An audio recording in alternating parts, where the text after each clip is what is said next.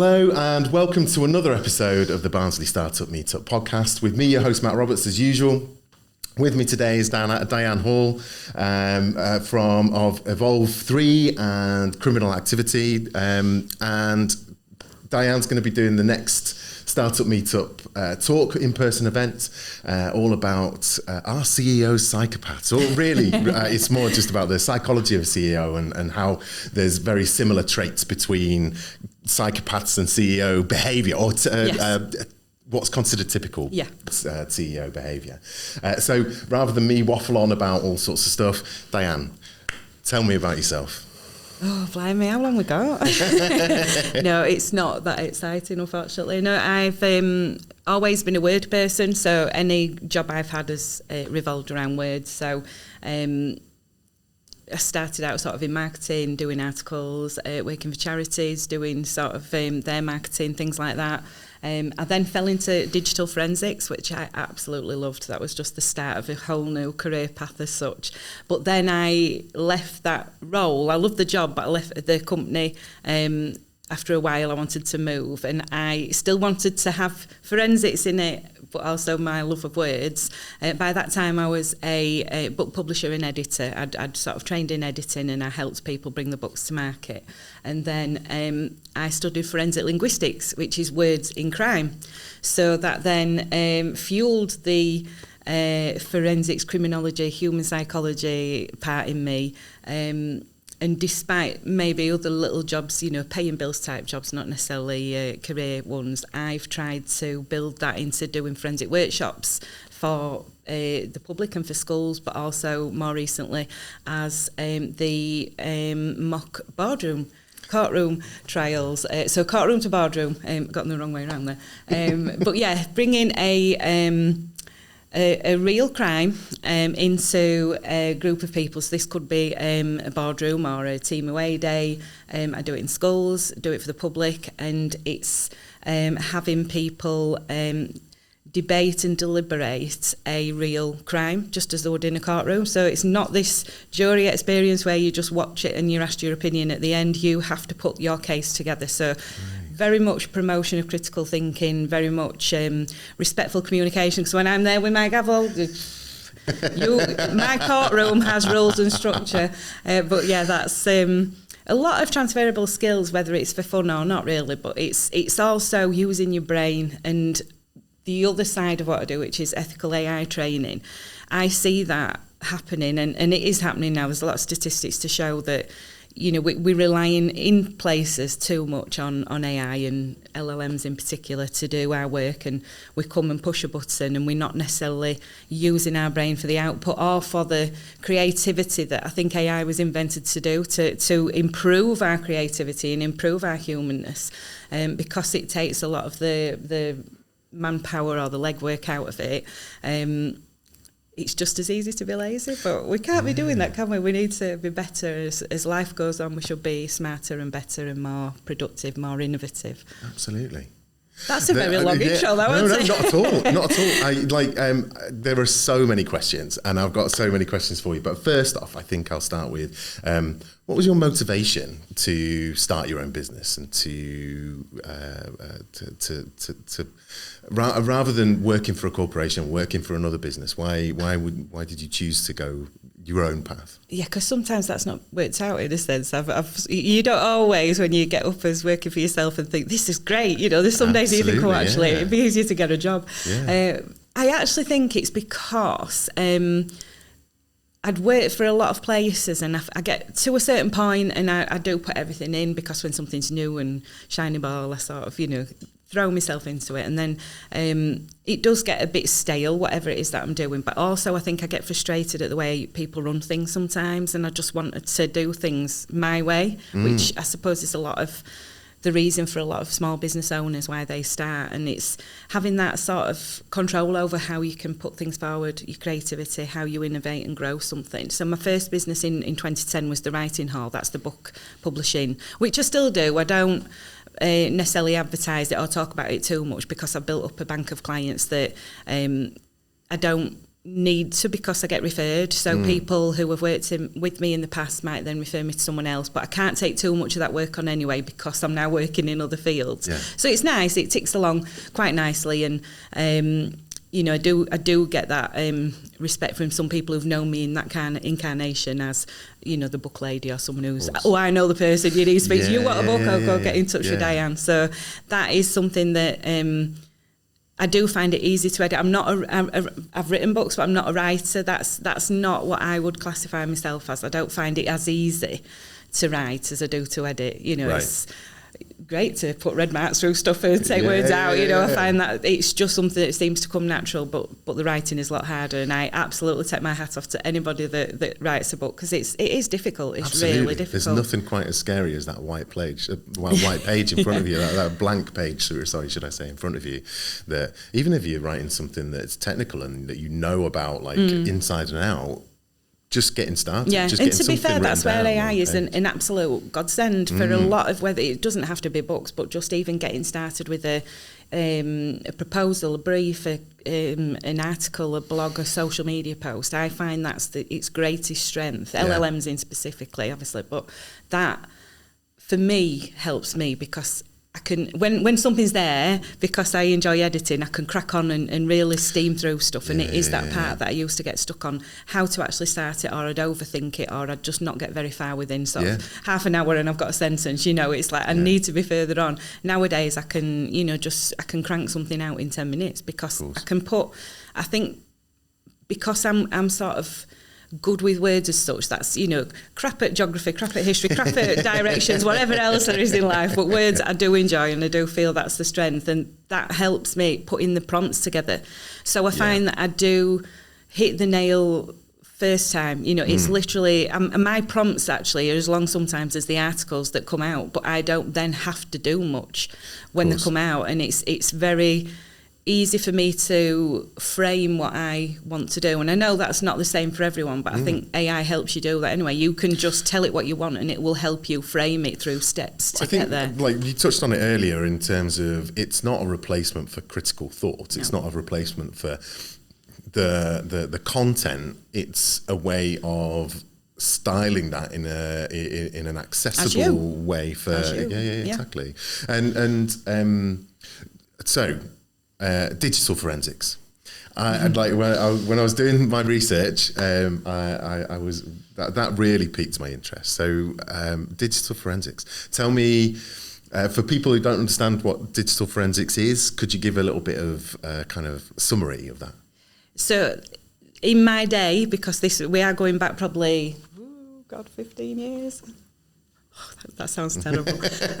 But it was the company I worked for, because we worked with the police, I didn't work for the police, so we took police overflow, urgent cases, things like that.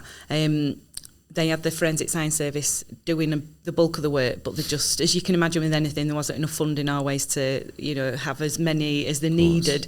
So a lot of the time they had to sort of overflow for when when crime was sort of really, it's really busy this week, let's get it to my company. But it was taking evidence off phones and computers, and the phones at the time I was in that field were Blackberries, was the worst of it, in the sense of that was the most sophisticated phones that we dealt with. And even then the reports would come out and they'd be like that. So I dread to think now. In fact, I don't think they can do it the way that we did. I think it has to be sort of a virtual access for juries to look at, or for police to be able to get into that phone. There's just no way that you could print like we did. We printed everything off. We had a CD for the images and videos, which you imagine those phones didn't actually create a lot of those. It didn't have that facility too much. So it's not like, you imagine today what that must be like.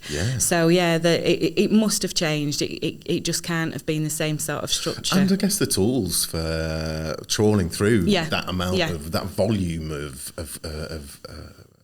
content, for want of a better word, must be well, you've got to keep up with it on both sides. Same with sort of scams and things now. You've got to, the sort of protection and cyber software, it's got to meet where the hackers are as such, and AI must have pushed that on both sides a level up as well.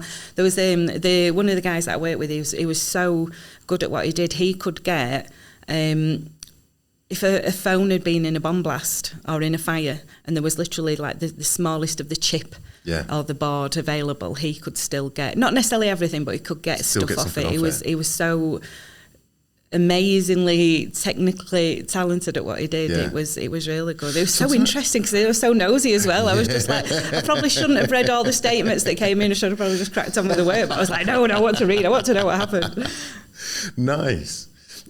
So I guess with more modern kind of scams and more modern tools, then I guess there's like all sorts of digital fingerprinting and things like that that need to take place and stuff like that. Like a lot of my questions were really around, like, you know, I guess with AI and things like that. So like with the image generation and how sophisticated that is, how do you have any insight into like how people, how the police, how investigators would identify that an image is not the person that's actually depicted in that image, or even video as well, with the ability to kind of mimic voices and mimic what's faces sort of deep fake and what's not. I mean, I'm obviously not working in that area. I do attend conferences and things because it's just a huge interest of mine. I went to the London School, I can't remember, I think it was London School of Economics, might have been London School of Law, in April, and they were doing AI in law as a conference, and it was absolutely fascinating. From what I gleaned from that, obviously AI is being used in every sector, and police is no different, and it can help, it can actually whittle down, certainly in sort of cold cases and things, something like 80 years worth of police work into like, you know, 3 hours or something like that. You know, it's shocking what it can do. But in some areas, it's actually not that useful. So if you actually use, for say, live facial recognition technology, it's great for enhancing number plates, things like that. It can really hone in and make it clearer. But do you know what AI does in general? Is that how AI works? So it's predictability. So what it actually does is take features away from people. It generalises them. So the things that make your face unique and that makes you, actually AI in that sort of technology is not useful. It actually tries to smooth and make us all so actually that has gone backwards in a way, so that they tried to sort of incorporate that, and I think they've had to either go back to the drawing board or sort of use it in a different way. But obviously for a lot of stuff AI is fantastic. So there's a lot of for training, they can bring crime scenes virtually into training rooms, so that obviously people who might be coming across some really awful scenes for the first time, they can sort of do it in a soft manner and get them used to it that way. They're even talking about having AI walkthroughs for juries in the crime scene, so they can walk through a crime scene rather than having to imagine it or look at scenes of 2D pictures as such. So, you know, they used to be in some crimes, probably still do, but I think they're trying to move away from having juries going out to physical places if it's relevant to a crime. Sometimes they'd have to get a bus trip up and they'd have to take the jury out and show them if it was relevant, where now that doesn't need to happen. A lot of the premise of what I do in the Battle of the Barristers is, and I talk about it in the Ethical AI as well, is how biased we are as humans and prejudice that can come into that. And unfortunately, prejudice in training data has been around since sort of when it started, sort of the 70s, 80s, that sort of thing.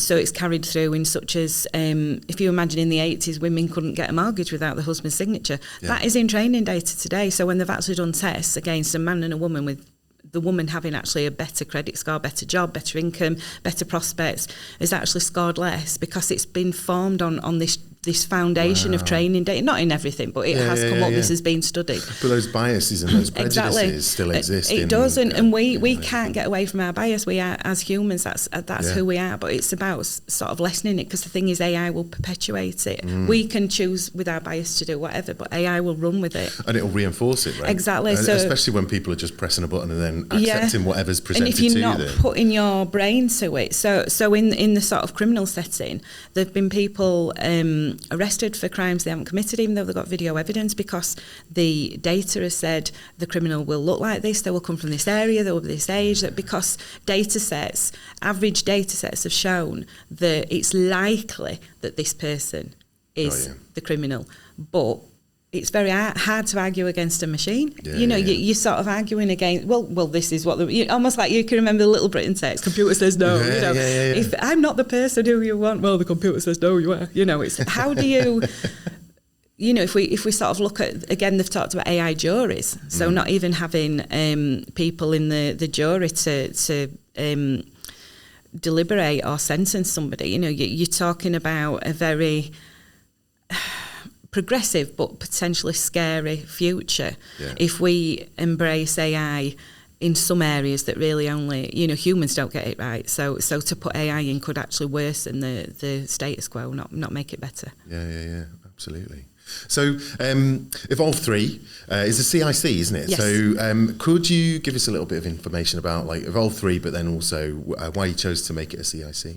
So I've worked in the charity sector for a lot of jobs and a lot of years. I'm not a Monday to Friday 9 to 5, so I can have 5 jobs at any one time, but a lot of them have been in the charity sector. I work in the charity sector now for my local community foundation. But that I think comes from that passion for justice. I've got a very innate sense of injustice and wanting things to be fair, which is shaping, as you can imagine, everything that's output for me at the moment. It's in there. So I felt that the charity sector is just getting such a bad rap at the moment. So demand's gone up, funding's gone down, and the resources have gone down as well. But there's more people to help, and if they're not getting funding from the normal places, people who might have donated in the past, the public, they don't have disposable income like they did. So where are they going to get all that money to be able to actually help the more people that need support? So in my mind, I just thought, well, that I've got a lot of marketing training that I can give them and get a lot of income stream training to help them. I do grant writing as well I don't do that as a service, but I do it in the jobs that I've had. Okay. So there's a lot of help I think I can give to small charities in particular, and there's a lot of them.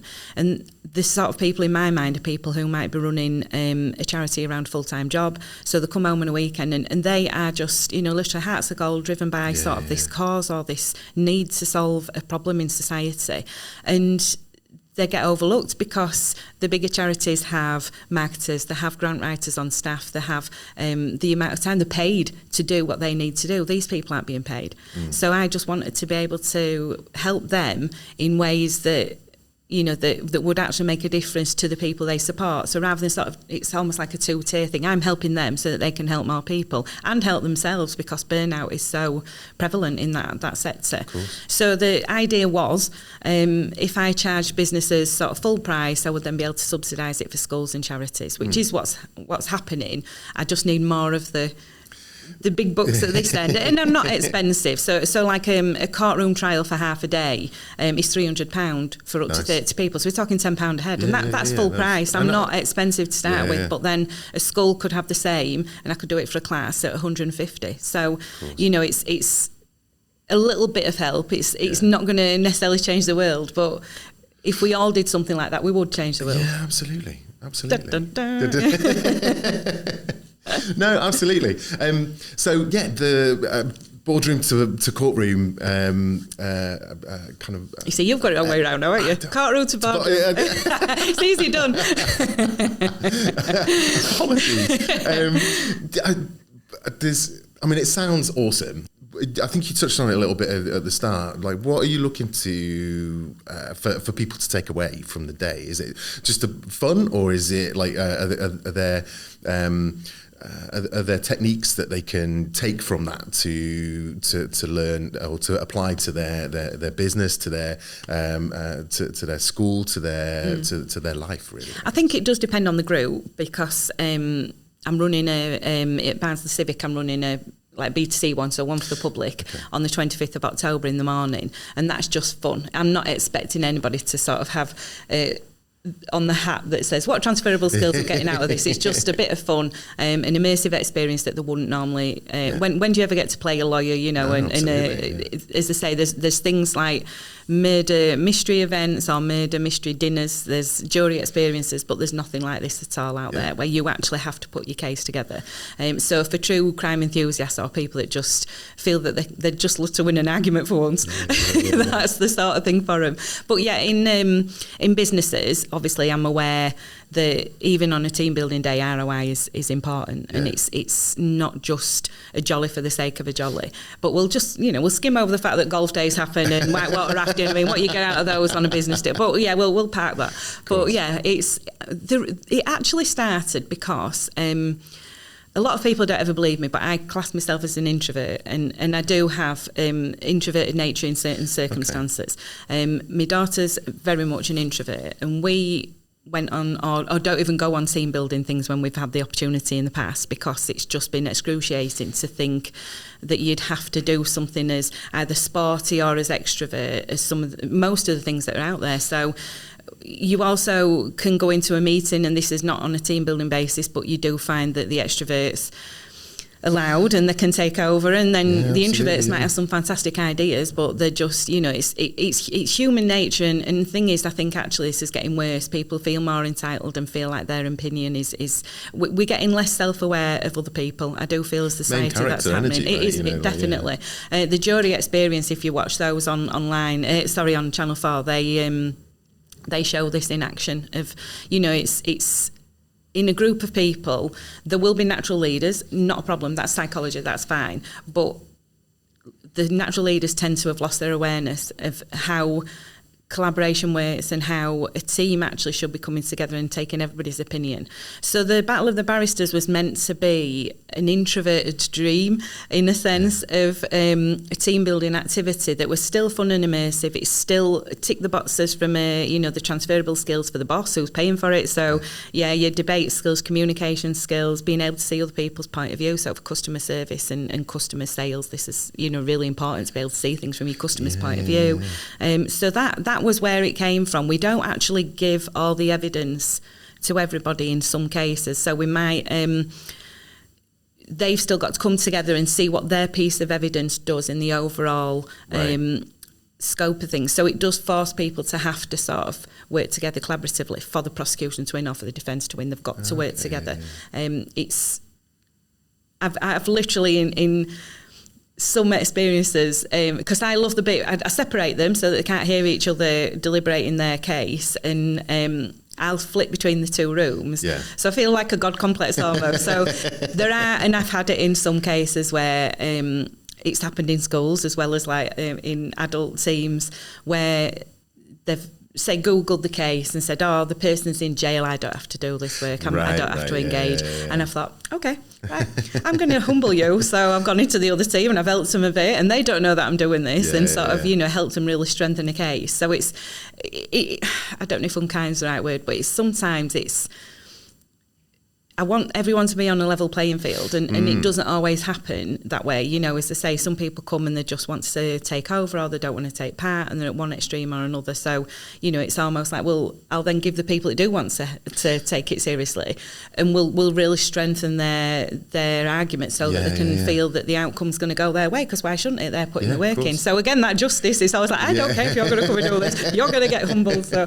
but then that's a learning experience in itself, right? Exactly. In the sense that how I see it. Just because you've taken the shortcut or the path of least resistance doesn't mean that you end up getting the way that you like getting the results, right? And actually, in most cases, you shouldn't get the results, and you don't get the results. If you're not going to put the effort in, you don't get the reward at the end. And I think that's got to be I do make sure of that. I don't know if I should admit that, but it is that sort of... I think the loudest voices are so used to, almost like dominating a conversation, dominating a room, dominating a project.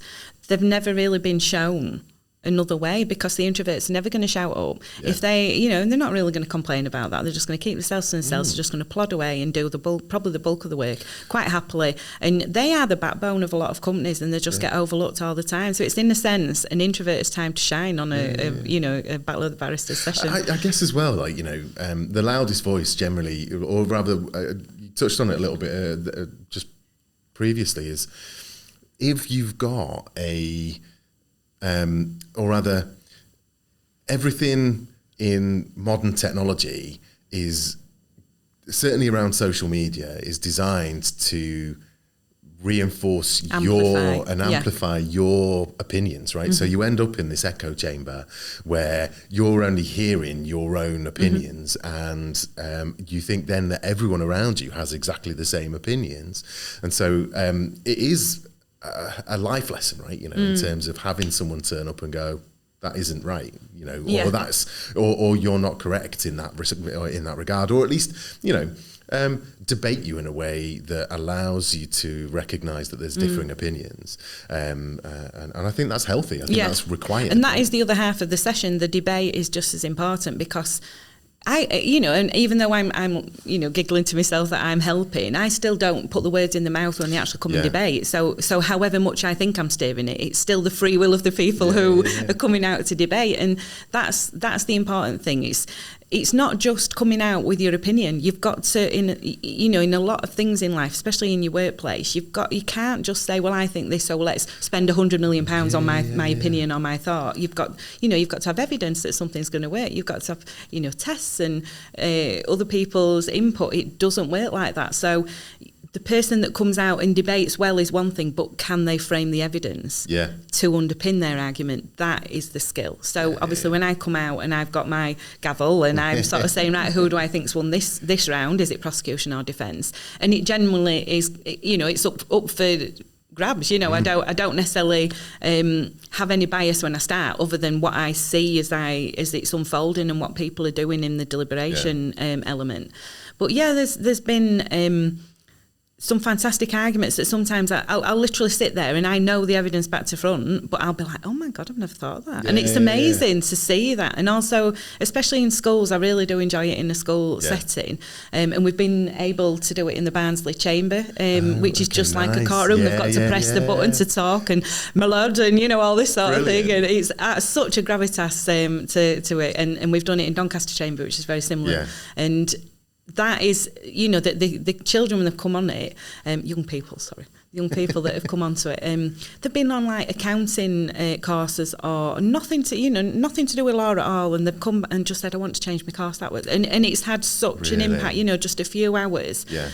The exhilaration that they felt to be able to argue for a living, to be able to sort of say, I can show you this and be so resolute about it because they've got evidence to back it up. They don't really encourage that too much at school, and certainly critical thinking skills don't get taught until at university. So if you leave school after college age and go into, say, an apprenticeship or whatever, you don't necessarily learn how to be analytical and how to look at other points of view. It's not a way that you're taught in the normal school curriculum. And also question what's presented to you as well, right? You don't have to take on face value what is presented to you on social media or in videos or even by people in authority, right? You can go and do your own research, and you should go and do your own research. That's probably the most valuable lesson. Form your own opinion, right? Out of all of it, especially in this world that's going to be more fed to you.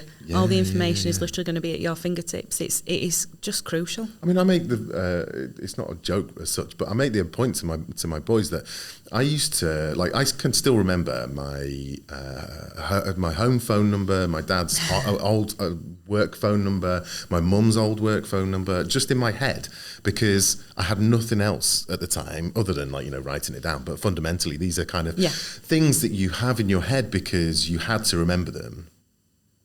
Now, I couldn't tell you anyone else's phone number. No, I genuinely couldn't. I can just about remember my husband's, and I know mine, but that's and exactly. I know sort of the last three numbers of a lot of family members. But from because I've got something in my pocket that I know how to. I've got the resource to be able to look it up, right? So I know where to look for the information. I just don't have it at my fingertips or at the tip of my brain, and that's kind of amplifying that even more, right?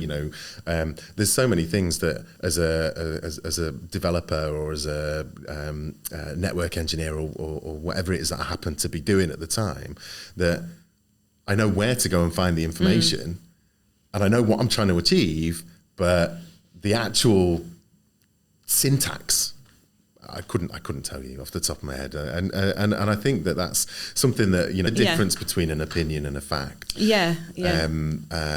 is crucial, right? I think some people do sort of nowadays put forward their opinion as facts, and that is a danger because they fully believe it. And if they had AI giving them opinion or that fact without checking it and without sort of going deeper and looking at the source or having some sort of knowledge about what it is they're trying to achieve or the subject that they're actually using the AI for, then that can lead to some really, really bad outcomes. And whilst all this knowledge is at our fingertips, without sort of that human understanding of it, it's pointless. It's we can upskill and we can, you can say to AI, I want to read this non-fiction book, give me 20% of the content that gives me 80% of the understanding. Yeah. But you'd still need to read that 20% that it gives you to be able to have the understanding of it. Yeah. There's no true shortcut that you've got to take everything out. You've still got to have that element. But if we then think and flip it and think, well, I could read a book a day in this manner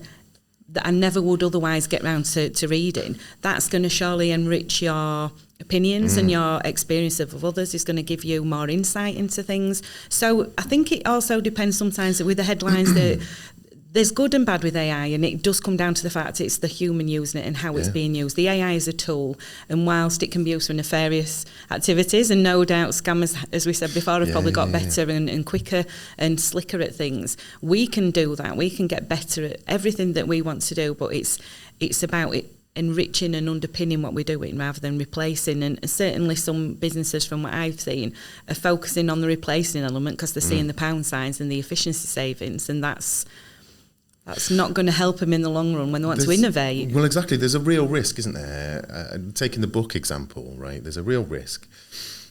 I read voraciously as a child, and I feel like that has formed the way that I talk, the way that I write, my thoughts. How I collect my thoughts and my knowledge as well.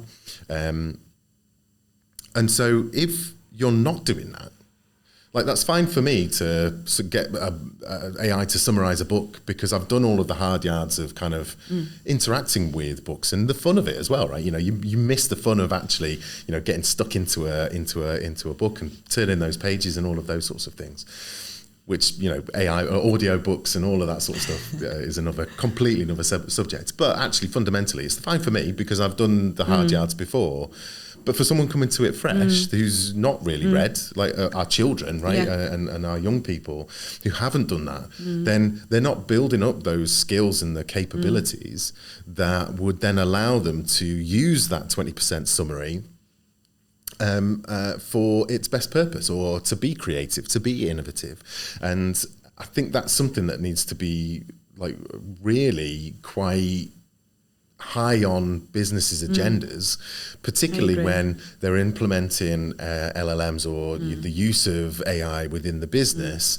For the low-level stuff, they still need to provide ways for the apprentices, for the juniors coming into their business, to be able to learn the skills that allow them to navigate their way to be a senior. I would hate to be a young person now. I really would. I think they've got such a raw deal that even though technology like this, in theory is their time, and it's sort of their future, because they're going to take it, and the world is going to be full of this, and they're going to create great things with it. I do think that for the majority of them, though, they're coming out of university and sort of the jobs that would have been lower level, but they'd have earned their experience, which is more or less what you're saying, whether it's books or just having the experience of being in an office doing jobs, whatever. If AI is taking these sort of entry-level jobs, they can't get the experience either. And if then they do get into a workplace, but then there's fewer people in the workplace who are older who would have shown them the ropes and who would have guided them to how they would need to do things. They're not going to be there either, because businesses have slimmed down the workforces in favour of AI. So I don't find the future a very positive. For some people, they will absolutely, reach the sky and it'll be fantastic for them, because they've already, as you say, got that foundation. They've already got those skills, and this is just enhancing them. But if you haven't got that foundation, I completely agree with everything you've said. Then I don't know where you go from there. I mean, statistics already show, in the short time we've had AI available for sort of public use, 17 to 25-year-olds are the most prolific users, but they are already showing that they're the least likely to apply critical thinking, because no one's ever shown them how to critically think about anything. They don't really understand why that's probably necessary at all. They're just, as I said, pressing the button and running and going with it.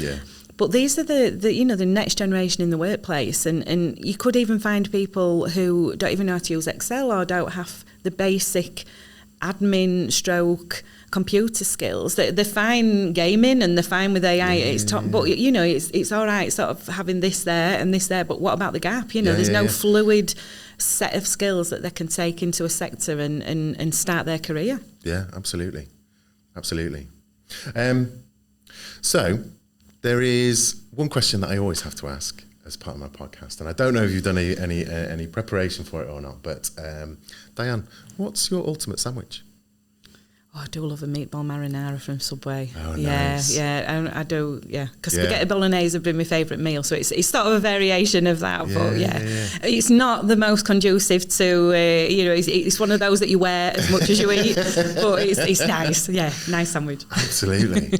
Warm, I take it? Yes, I think definitely. they're warm, aren't they, when they come from Subway? Yeah. I have a very similar experience when I was at university. Or rather, when I finished university, and I was living in Leeds at the time, and there was a place near me called Slips Deli, and they did a meatball sub that was just the best hangover cure. Absolutely, it was just like it was. Oh, you're making me mouth water now. I've done for quite a long time actually, so yeah, I might. There's a Subway just over the road. Yeah, I might have to find that way back to the car. Yeah. Oh dear, I've rerouted around Subway. Yeah. Is there a particular type of bread that you choose? Do you always go for a certain type of bread? I like white bread. I'm not a brown bread lover. I know from sort of health and things. I don't eat a lot of bread, to be fair. So if I do, I want it to be the bread I like. Yeah, dessert bread. It's so nice, it's not something. I've had a real health kick this year, so I've lost nearly 5 stone. So it's something that it's been done with the support of Manjaro. I'm not, as I say, I'm a sharer. I don't care what everybody knows. Well, so many headlines, bad headlines about AI, bad headlines about things, the skinny jabs. But for me, it's been an absolute key. I've spent 20 years so overweight, and it's just been the thing that's worked. It's been amazing. I don't think you should be embarrassed about it. Absolutely. I'm not. Other people are, but I'm not bothered. But it's like, you've got to weigh up that like kind of mental health as well as physical health. And Absolutely. if it's making you if it's making you physically healthier, and also then it's helping your mental health, then it's why had wouldn't great you? benefits. If I'm not going to make it into a Manjaro sort of session, but the health benefits mentally for me have been bigger than the weight loss has been just a bonus. It's made me so much more focused. I've got through so much more work. It's made me so much more productive because I'm not listening to the voice in my head saying, go have a cake, go have a biscuit, go have some chocolate or whatever. And it's this must be how normal people are, I just, I can just carry on life like a normal person. I don't know. I think there's probably other another whole subject that I was talking. Obviously, I was having a chat with Ria at the back end of last year, Ria Jackson of Inclusive Minds, and what is normal, what is all of that sort of stuff. But no, thank you very much. No, thank you for having me. I really appreciate it. We didn't even really get onto the subject of what you're going to be doing for the I'll have to next leave it as a startup surprise. meetup. So it'll have to be a surprise. I left a little teaser in terms of like what the what are the links between psychopathic behaviour. I will add CEOs. that anyone that comes along, they will be tested on their psychopathic traits. Exciting. So just come with the open mind that you might go home knowing far more about yourself than when you came. What's the test? I was reading a book by John Ronson. Probably about 6 months ago, that was all about all about psychopaths and things like that. And so I can't remember the name of the test that he was talking about in there, but we know his book's the psychopath test, isn't it? So, but it's it's all based on a kind of almost a commercial model for identifying psychological traits. And there's lots more. I mean, it'll be in a sense a bit of fun what we do, and it'll have some basis, but it's it's not a diagnosis. I'm not going to sit there and give you like a label for life or anything like that. But no, it's a lot of issue.